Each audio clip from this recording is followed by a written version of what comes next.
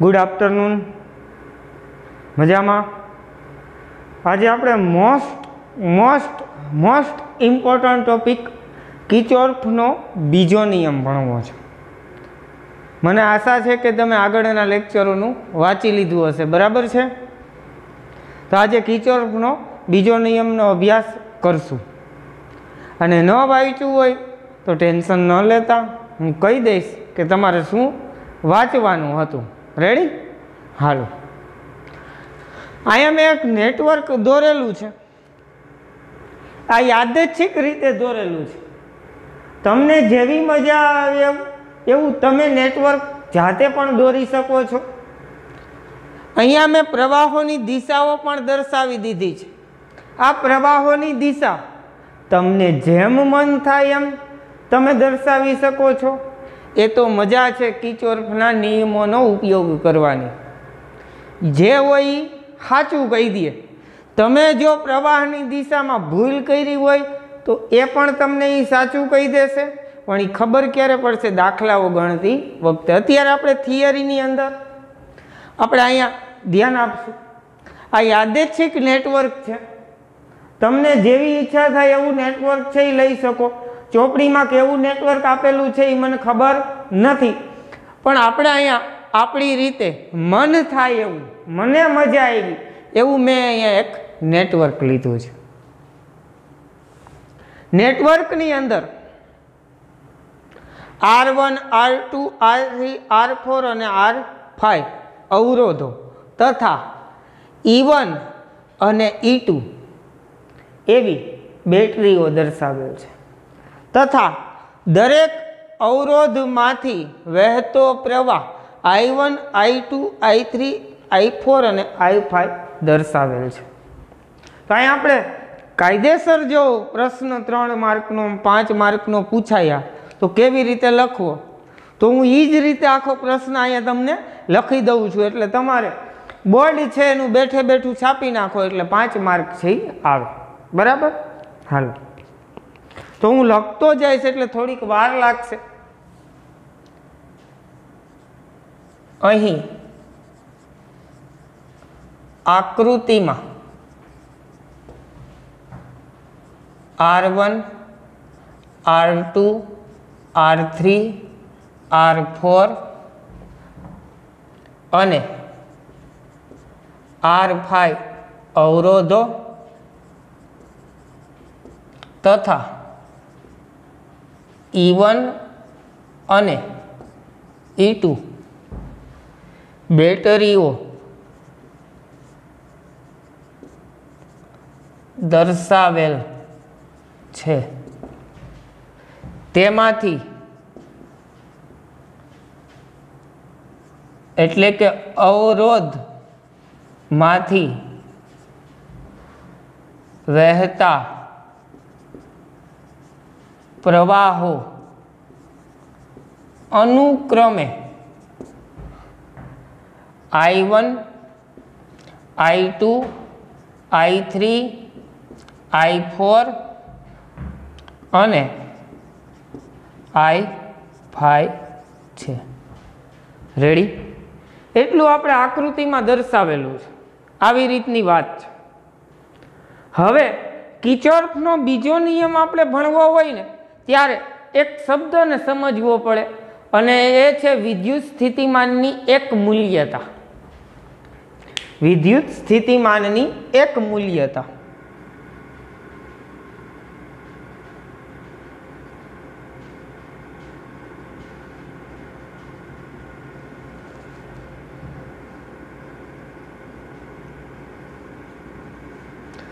અને આ વિદ્યુત સ્થિતિમાનની એક મૂલ્યતા અને ઉર્જા સંરક્ષણનો નિયમ એનો ઉપયોગ કરીને આપણે કિર્ચોફનો બીજો નિયમ મેળવી શકીએ છીએ.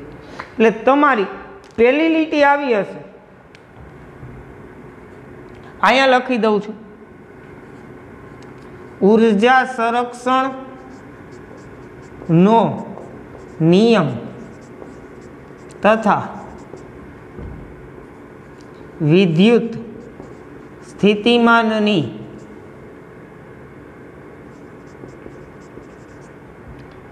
વિભાવનાઓ. વિદ્યુત સ્થિતિમાનની વિભાવનાઓ એટલે શું? તો કે વિદ્યુત સ્થિતિમાનનો કન્સેપ્ટ. અને વિદ્યુત સ્થિતિમાનનો કન્સેપ્ટ એટલે શું? તો કે વિદ્યુત સ્થિતિમાનની એક મૂલ્યતા. બરાબર છે. તમારી ટેક્સ્ટબુકનો શબ્દ છે વિદ્યુત સ્થિતિમાનની વિભાવનાઓ. તો આપણે પ્રશ્ન બોર્ડમાં લખતી વખતે આ શબ્દનો ઉપયોગ કરવો પડે. વિભાવનાઓનો ઉપયોગ કરી કિર્ચોફનો બીજો નિયમ તારવી શકાય છે. બરાબર છે. તો પહેલા હવે આપણે શબ્દ સમજીએ વિદ્યુત સ્થિતિમાનની વિભાવનાઓ. શું વિદ્યુત સ્થિતિમાનની વિભાવનાઓ હોય? તો કે ભાઈ હવે આ નેટવર્ક, આ પરિપથ, આની અંદર માની લ્યો કે આ જે બિંદુ એ છે, એ બિંદુ, અને એ બિંદુ પાસે વિદ્યુત સ્થિતિમાન VA જેટલું છે. કેટલું વિદ્યુત સ્થિતિમાન છે? VA જેટલું. આવું ધારી લ્યો. બરાબર છે. હવે આ બિંદુ પાસે VA જેટલું સ્થિતિમાન છે. તમે અહીંથી તમે મુસાફરી એટલે કે પરિપથની ઉપર ચાલવાનું શરૂ કરો. આપણે કિર્ચોફના બીજા નિયમમાં ચાલવાનું છે. તમે બે રીતે ચાલી શકો, કાં તો સમઘડી દિશામાં અને કાં તો વિષમઘડી દિશામાં. હવે એ બિંદુ પાસેથી આવી રીતે ચાલવાનું શરૂ કરો. આમ આમ એટલે કઈ દિશા થાય ભાઈ? તો કે સમઘડી. અથવા તમે વિષમઘડી દિશામાં ચાલી શકો, મને કોઈ વાંધો નથી. સમઘડી દિશામાં શરૂ કરો ચાલવાનું અને સ્થિતિમાનમાં થતા વધારાઓ ઘટાડાઓ નોંધતા જાઓ. હવે વધારો થાય કે ઘટાડો થાય કેવી રીતે ખબર પડે એ હું તમને હમણાં જ કહીશ. વધારાઓ અને ઘટાડાઓ નોંધતા જાઓ. બધાનો બેઝિક સરવાળો કરો અને ફરી પાછા એ પાસે પહોંચો ત્યારે સ્થિતિમાન VA જેટલું જ મળે તેને કહેવાય વિદ્યુત સ્થિતિમાનની એક મૂલ્યતા. શું કહેવાય? વિદ્યુત સ્થિતિમાનની એક મૂલ્યતા. શું કીધું? ધારો કે એ બિંદુ પાસે સ્થિતિમાન VA છે. કેટલું છે વિદ્યુત સ્થિતિમાન? VA છે. હવે પરિપથમાં સમઘડી કે વિષમઘડી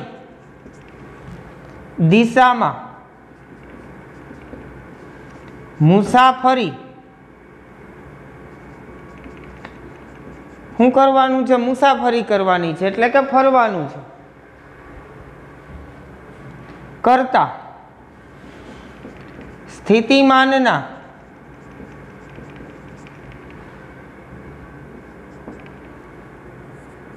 ફેરફારો નોંધતા જાઓ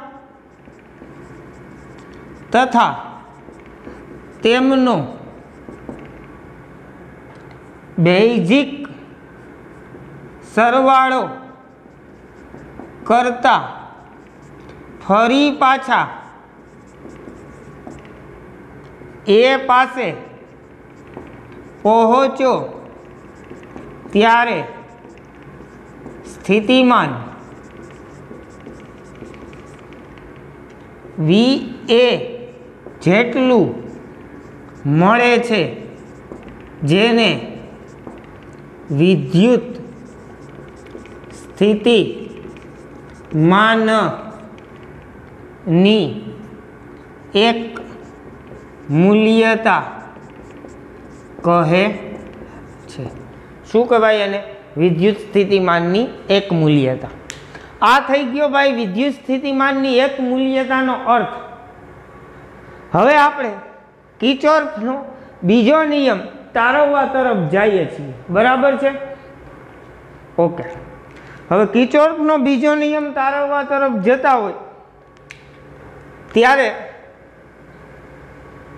બેટરીના ઈએમએફની આપણે વ્યાખ્યા આવડવી જોઈએ. હાલ, ઈએમએફની વ્યાખ્યા આવડે? ઈએમએફ એટલે શું? તો કે ભાઈ બેટરીના ઋણ ધ્રુવથી ધન ધ્રુવ તરફ જતા જે વિદ્યુત સ્થિતિમાન મળે એ વિદ્યુત સ્થિતિમાનને જ બેટરીનું ઈએમએફ કહે છે. શું કહેવાય? બેટરીનું ઈએમએફ. હવે આપણે વ્યાખ્યા ભણી ગયા. પરફેક્ટ શબ્દોમાં કહું તો બેટરીના એકમ ધન વિદ્યુત ભારને ઋણ ધ્રુવથી ધન ધ્રુવ તરફ લઈ જતા રાસાયણિક બળોના કારણે કરવા પડતા કાર્યને બેટરીનું ઈએમએફ કહે છે. પણ સરળ શબ્દોમાં કહીએ કે ઋણ ધ્રુવથી ધન ધ્રુવ તરફ જાય અને જે સ્થિતિમાન મળે એ સ્થિતિમાનને જ બેટરીનું ઈએમએફ કહેવાય. રેડી? શું કહેવાય? બેટરીનું ઈએમએફ કહે છે. હાલો, હવે કિર્ચોફનો બીજો નિયમ તારવવો છે.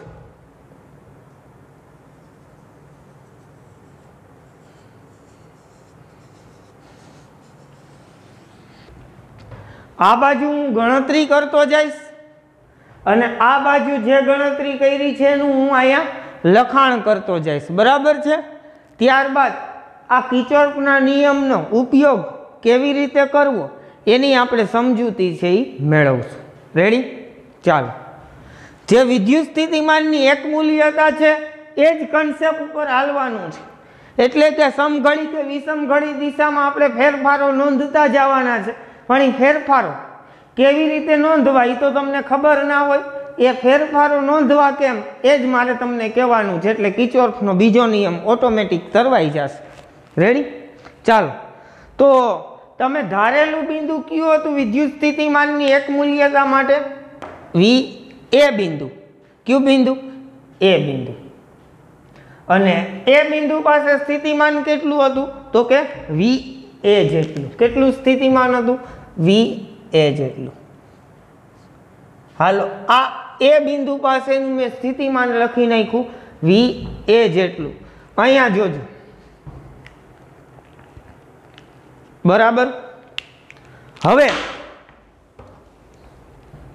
તમને એક ખબર છે વસ્તુ, પાણીના પ્રવાહનું વહન કેવી રીતે થાય?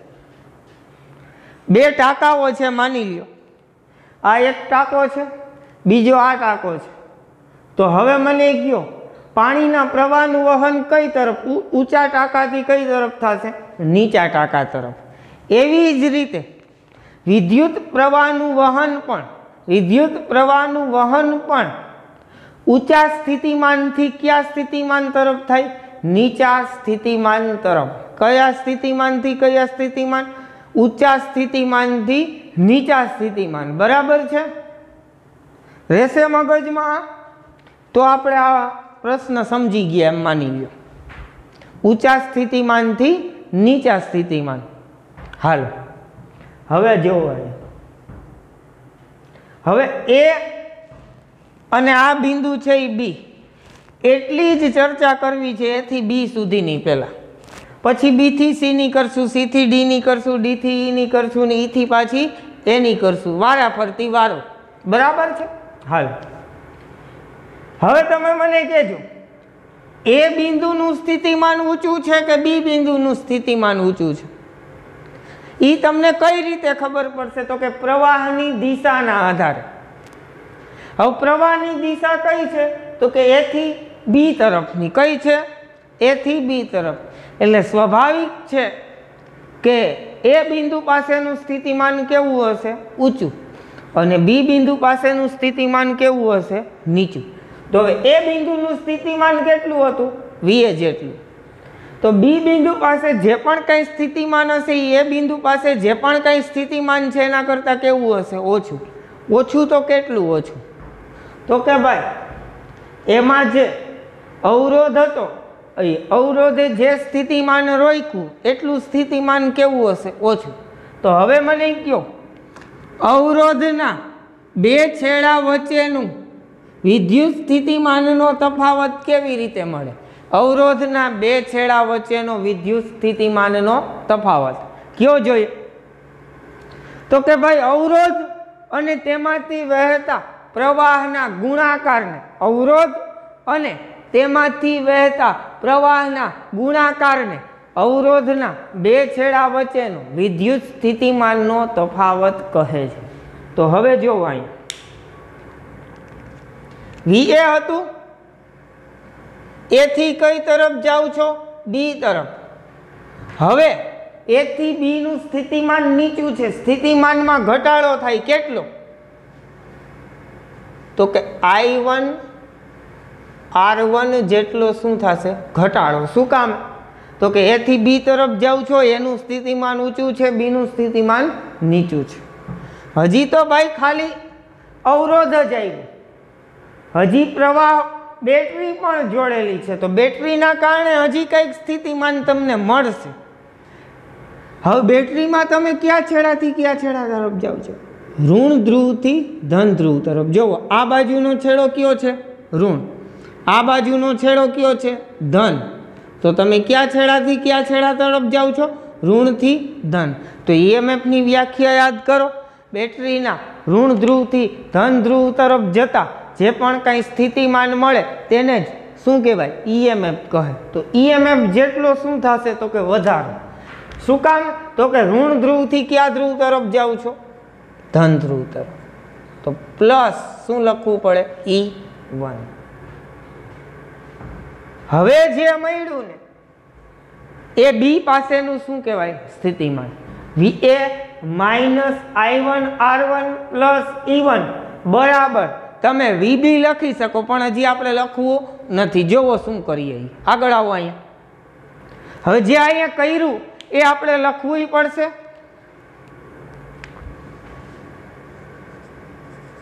એ બિંદુથી સમઘડી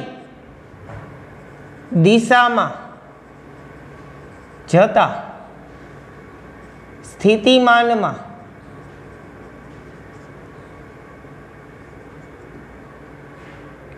I1 R1 જેટલો ઘટાડો થશે, કારણ કે પ્રવાહનું વહન હંમેશા ઊંચા સ્થિતિમાનથી નીચા સ્થિતિમાન તરફ થાય છે. તથા શું? હજી તો અવરોધનું લખ્યું, તથા કરીને બેટરીનું લખવાનું છે. તથા બેટરીમાં ઋણ ધ્રુવથી ધન ધ્રુવ તરફ જતા E1 જેટલો વધારો થાય છે. હાલો, હજી આ મેં એક માટે લખ્યું, બરાબર છે? કેના માટે? એક માટે. એટલે કે આપણે A થી ક્યાં સુધી પહોંચ્યા? હજી B સુધી પહોંચ્યા. હવે જુઓ, B પાસે શું કરવાનું છે? હવે અહીંથી તમે B થી C તરફ જવાનું છે. ક્યાંથી ક્યાં તરફ જવાનું છે? B થી C તરફ. હાલ, હવે મને કહેજો, B પાસેનું સ્થિતિમાન વધારે છે કે C પાસેનું સ્થિતિમાન વધારે છે? વિચારો. B પાસેનું સ્થિતિમાન વધારે છે કે C પાસેનું સ્થિતિમાન? તો કે સાહેબ પ્રવાહનું વહન, સાહેબ પ્રવાહનું વહન C થી B તરફ થાય છે. એટલે કે B પાસેનું સ્થિતિમાન સી પાસેના સ્થિતિમાન કરતા ઓછું હશે? હા કે ના? તો પછી તમે બી થી સી તરફ જાઓ એમ સ્થિતિમાનમાં વધારો થશે કે ઘટાડો થશે? તો કે ભાઈ અહીંયા સ્થિતિમાન કેવું ઊંચું, અહીંયા સ્થિતિમાન કેવું નીચું. તો બી થી સી તરફ જાઓ એમ સ્થિતિમાનમાં શું થશે? વધારો થશે. ઓકે, વધારો થશે તો કેટલો વધારો થશે? તો કે અવરોધના બે છેડા વચ્ચે લાગુ પાડેલા વિદ્યુત સ્થિતિમાનના તફાવત જેટલો. તો આવી જાઓ અહીંયા પ્લસ I2 R2 અહીંયા લખો. હવે બી થી સી તરફ જતા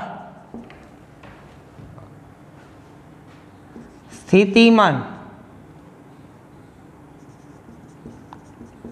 માં I2 R2 જેટલો વધારો થશે, કારણ કે બી પાસેનું સ્થિતિમાન સી પાસેના સ્થિતિમાન કરતા ઓછું છે. બરાબર? હાલ બે માટે કારણો લખી નાખ્યા. હવે ત્રીજા, ચોથા, પાંચમા માટે આપણે પૂરેપૂરા કારણો ના લખીએ તો ચાલશે, ખાલી લખાણ કરતા જશું. હાલો, હવે બેની વાત થઈ ગઈ. ક્યાંથી ક્યાં સુધી પહોંચ્યા? એ થી ઉપડ્યા હતા બી, અને બી થી ક્યાં સુધી પહોંચ્યા? સી સુધી પહોંચ્યા. રેડી? એટલું થયું. હવે ક્યાંથી ક્યાં જવાનું છે? સી થી ડી તરફ. હવે કયો કેનું સ્થિતિમાન વધારે, કેનું સ્થિતિમાન ઓછું? તો કે સ્વાભાવિક છે કે પ્રવાહનું વહન જે દિશામાં થતું હોય એ પ્રમાણે આપણે વિચારીએ. તો કે પ્રવાહ સી થી ડી તરફ જાય છે, એટલે કે સી પાસેનું સ્થિતિમાન ડી પાસેના સ્થિતિમાન કરતા કેવું હશે? તો કે વધારે. એટલે કે સી પાસેનું સ્થિતિમાન ઊંચું છે, ડી પાસેનું સ્થિતિમાન નીચું છે. સી પાસેનું સ્થિતિમાન ઊંચું છે, ડી પાસેનું સ્થિતિમાન નીચું છે. હવે હાલો અહીંથી હાલ્યા એટલે તરત જ બેટરી આવી. હવે બેટરીનો કયો ધ્રુવ આવ્યો? ધન. તમે ક્યાંથી ક્યાં જાઓ છો? ધનથી ઋણ તરફ. પહેલા તમે ક્યાંથી ક્યાં ગયા હતા જોવો તો પહેલા કન્સેપ્ટમાં ઋણથી ધન ગયા હતા, તો E1 જેટલો શું થયો? વધારો. હવે તમે ધનથી ઋણ જાઓ છો તો આના કરતા ઉલટી પ્રક્રિયા થઈ. અહીંયા E1 જેટલો વધારો થતો હોય તો અહીંયા ધનથી ઋણ જાઓ છો તો E2 જેટલો શું થાય? ઘટાડો. તો અહીંયા લખવું પડશે માઇનસ E2. હાલો, હજી એટલું થયું. હવે પ્રવાહ અવરોધની વાત કરો. સી પાસેનું સ્થિતિમાન ઊંચું, ડી પાસેનું સ્થિતિમાન નીચું, તો શું થશે? I3 R3 જેટલો ઘટાડો. કેટલો ઘટાડો? I3 R3 જેટલો ઘટાડો. તો શું કરશું? Minus I3 R3. રેડી? ચાલો અહીંયા હવે શોર્ટકટ લખી નાખો. હવે સી થી ડી તરફ જતા E2 જેટલો ઘટાડો તથા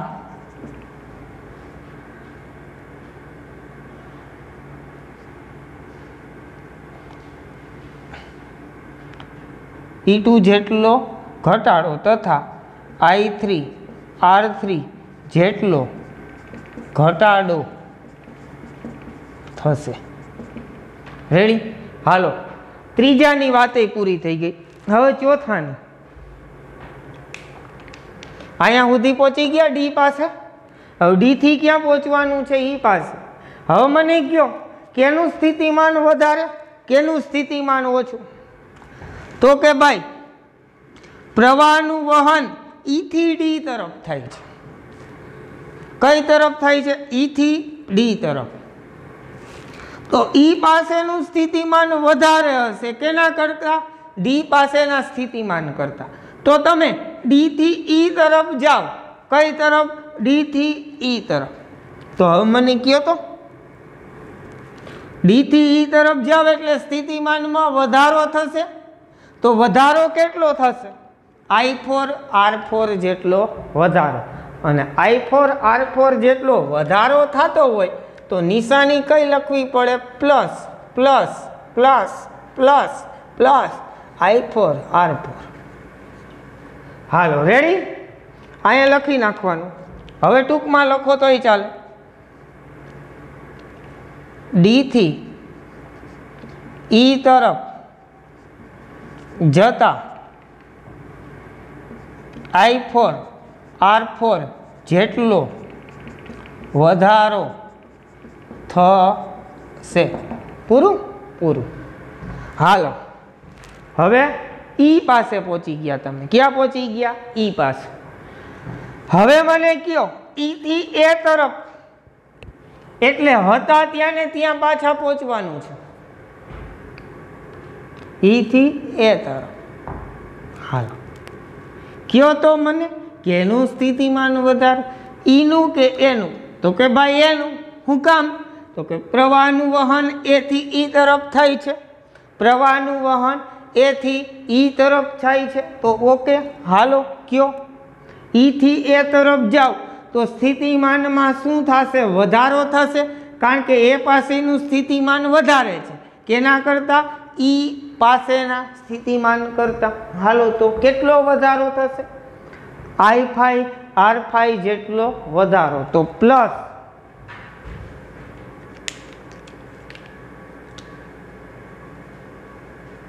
I5R5. હવે તમે એ પાસે પહોંચી ગયા છો તો હવે અહીંયા બરાબર કરી નખાય અને એના બરાબર શું થશે? VA.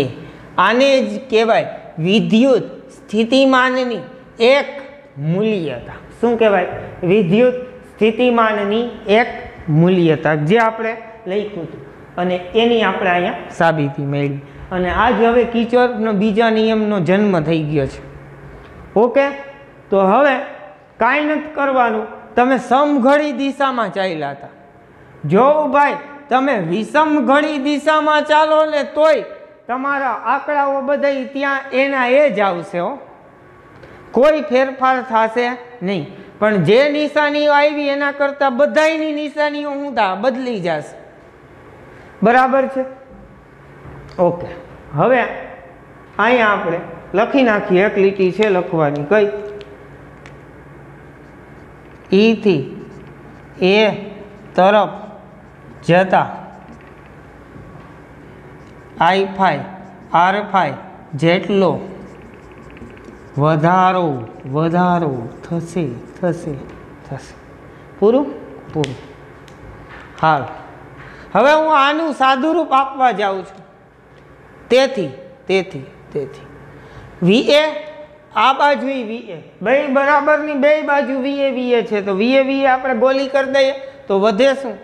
તેથી માઇનસ I1R1 પ્લસ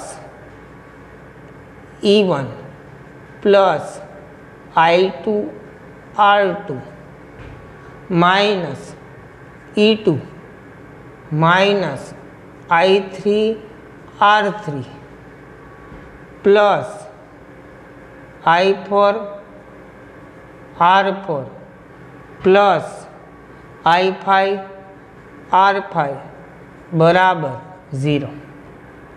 શું કામ? તો કે VA આપણે શું કરી દીધું? ગોલી કરી દીધું. રેડી? ઓકે, હજી આગળ એક બાજુ અવરોધો ને પ્રવાહો લઈ લઈને એક બાજુ EMF લઈ લઈએ. Minus I1R1 plus I2R2 minus I3R3 plus I4R4 plus I5R5 बराबर। હવે આ બાજુ પ્લસ E1 છે, ઓલી બાજુ જશે તો માઇનસ E1, આ બાજુ માઇનસ E2 છે, ઓલી બાજુ જશે તો પ્લસ E2। રેડી? તો આ જે મળ્યું ને આને કહેવાય કિર્ચોફનો બીજો નિયમ। શું કહેવાય? કિર્ચોફનો બીજો નિયમ। હવે આને હું શબ્દોમાં કંડારવાનો છું। એ પહેલા આવું લખી શકીએ, સિગ્મા IR બરાબર સિગ્મા E, સિગ્મા IR બરાબર સિગ્મા E, એટલે કે અહીંયા પ્રવાહ અને અવરોધનો ગુણાકાર કરી એમનો બેઝિક સરવાળો કરવાનો અને આ બાજુ EMF નો બેઝિક સરવાળો કરવાનો। બંનેના મૂલ્ય કેવા મળે? સમાન મળે। હવે સાહેબ આ નિયમ હું પહેલાં લખી નાખું, પછી એક સરસ મજાની વાત કરું કે અવળું મોટું સૂત્ર આપણે ફટાફટ યાદ કેવી રીતે રાખવું।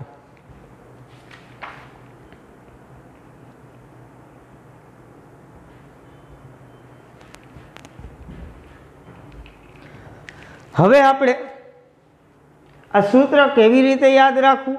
કારણ કે દરેક આકૃતિ બદલાય। જોવો અહીં દરેક વખતે આકૃતિ બદલાય ત્યારે આ સૂત્ર બદલાઈ જાય ભાઈ। જ્યારે આકૃતિ બદલાય ત્યારે સૂત્ર બદલાય, તો કેવી રીતે યાદ રાખવું? પહેલા હું નિયમ લખી નાખું। કોઈ બંધ પરિપથમાં અવરોધો અને તેમાંથી વહેતા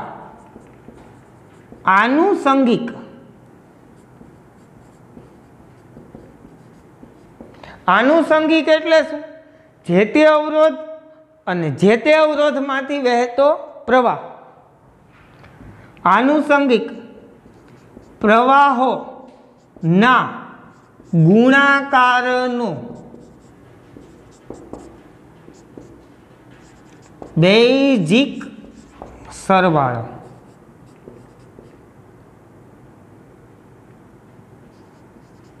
એટલે હું કીધું? કોઈ બંધ પરિપથમાં અવરોધો એટલે કે R1 R2 R3 R4 અને R5 અને તેમાંથી વહેતા આનુષંગિક પ્રવાહોનો ગુણાકાર એટલે કે I1 I2 I3 R4 અને I5। એટલે કે R1 હારે કોણ આવે? તો કે R1 માંથી વહેતો પ્રવાહ, એ બેયનો શું કરવાનો? ગુણાકાર। એટલે I1 R1 થયું, I2 R2 I3 R3 R4 I4 R5 I5, આ ગુણાકારો થઈ ગયા। હવે આ બધાનો તમારે બેઝિક સરવાળો કરવાનો। જોવો I1 R1 I2 R2 I3 R3 R4 R4 I5 R5 બધાનો કેવો સરવાળો કર્યો? બેઝિક સરવાળો એટલે કે સંજ્ઞાઓને ધ્યાનમાં લેવાની।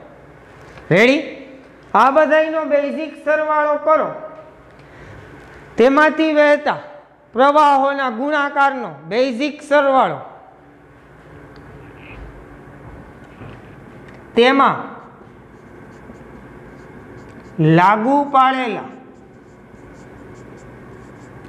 EMF ના બેઝિક સરવાળા જેટલો હોય છે। બરાબર? ગુણાકાર કેટલો હોય? તો કે એમાં લાગુ પાડેલા EMF કોણ? તો કે E1 અને E2, એ બે નહીં શું કરવાનો? બેઝિક સરવાળો। આના બરાબર આ થાય એવું મેં અહીંયા શબ્દોમાં લખ્યું। આ છે કિર્ચોફનો બીજો નિયમ। બરાબર? યાદ રાખવાનો છે આખો કન્સેપ્ટ બાળકો। 5 માર્કમાં પૂછાય। કેટલા માર્કમાં? 5 માર્કમાં। Most IMP. તમે પહેલાં આ 2 મિનિટ વ્યવસ્થિત જોઈ લો, પછી હું તમને આને મેળવવા માટેની ખૂબ સરળ રીત કહીશ, જે તમારે લખવાની નથી, યાદ રાખવાની છે.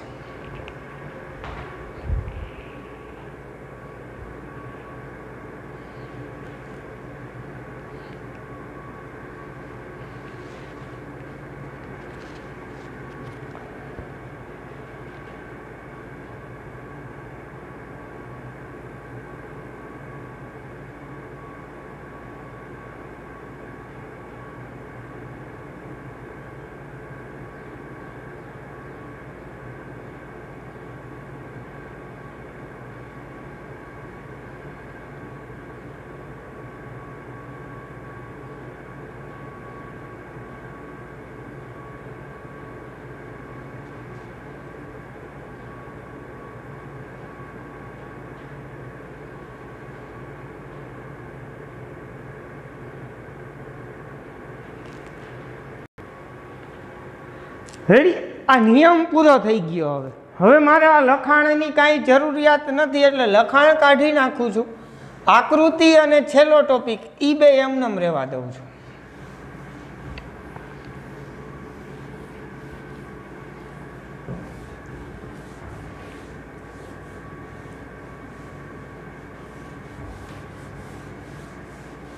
આપણે જે લાલ બોક્સમાં લીધું ને, એને હું ફટાફટ કેવી રીતે લખવું ને એ તમને હવે સમજાવવા જાઉં છું.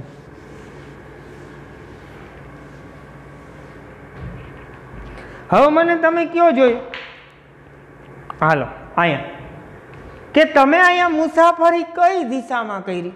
સમઘડી દિશામાં. તમે મુસાફરી વિષમઘડી દિશામાં કરી શકો, મને કાંઈ વાંધો નથી.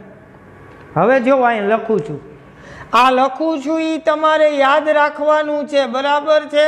ક્યાંય પેપરમાં નથી લખવાનું, કારણ કે નિયમો ભાઈ બહુ ઉપયોગી છે. આ આગળના ચેપ્ટરોમાં આ નિયમોનો ઉપયોગ આવશે.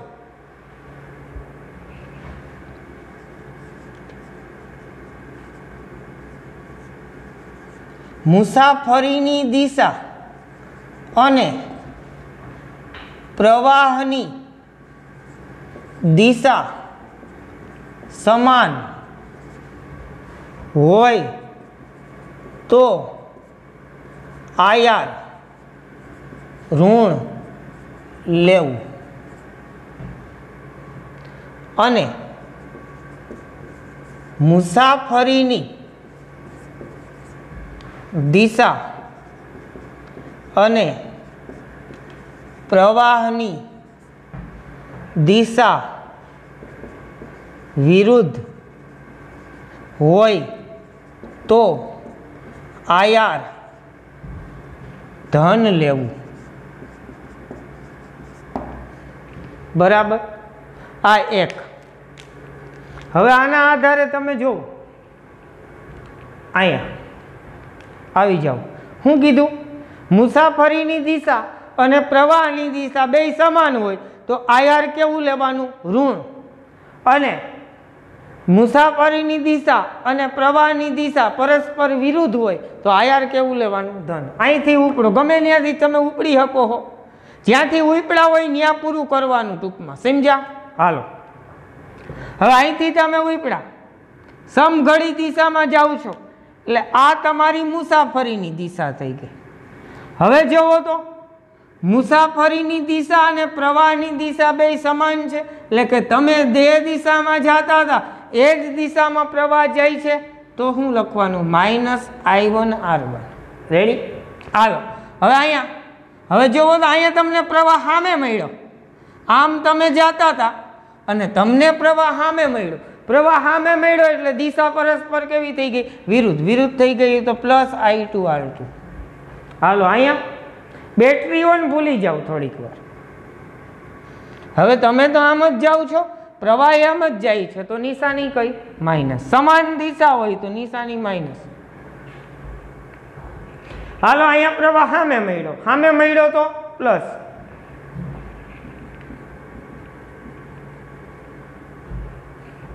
હાલો, અહીંયા પ્રવાહ સામે મળ્યો, સામે મળ્યો તો પ્લસ.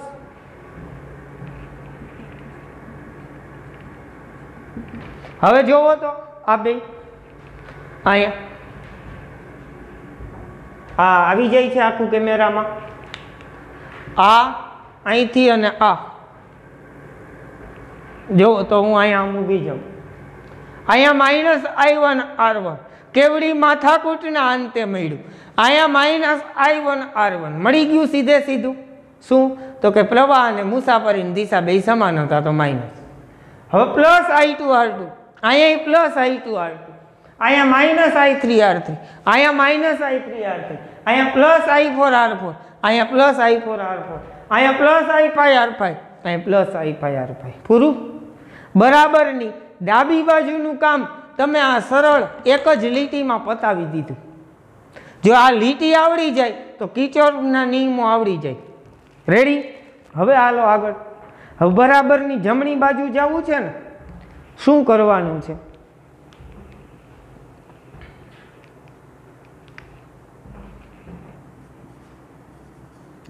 મુસાફરી દરમિયાન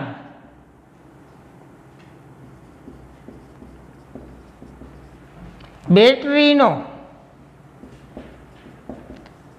ધન છેડો પેલા આવે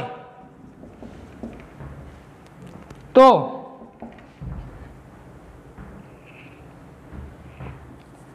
જમણી બાજુ લખતી વખતે, જમણી બાજુ એટલે બરાબરની ઓલી બાજુ, ઈ ધન લેવું. જો બેટરીનો ધન છેડો આડો આવે તો ધન લેવાનું. હવે સ્વાભાવિક છે, ઋણ આવે તો ઈ ઋણ લેવું. રેડી? ધન ક્યારે લેવાનું?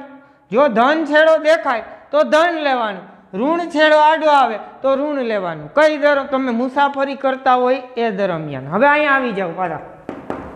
મુસાફરી કઈ દિશામાં આવતી હતી? સમઘડી દિશામાં. અહીંથી ઉપડા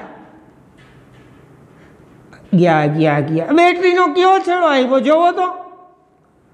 પેલા ઋણ છેડો આવ્યો. જમણી બાજુ લખતી વખતે શું લખવાનું? -E1. હાલો આગળ. એ ભાઈ બેટરીનો ધન છેડો આવ્યો.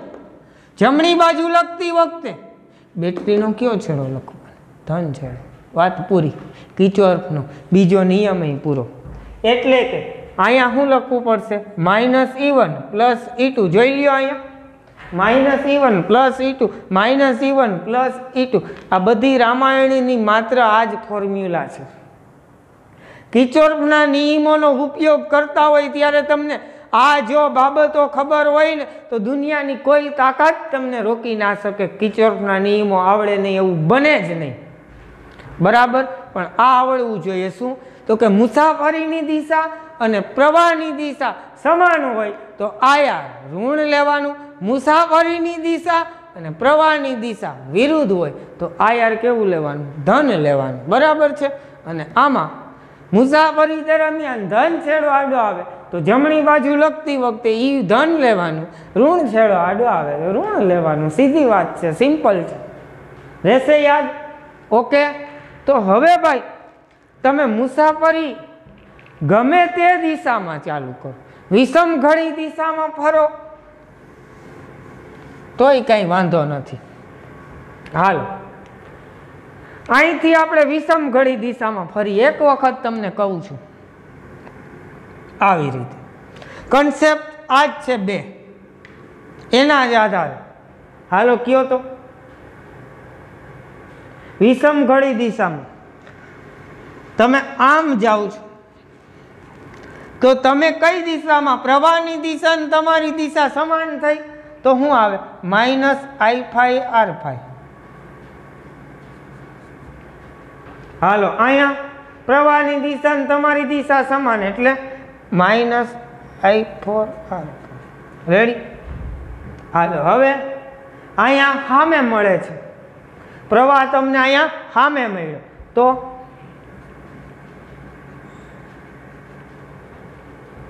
હાલો અહીંયા પ્રવાહની દિશા ને તમારી દિશા સમાન થઈ ગઈ।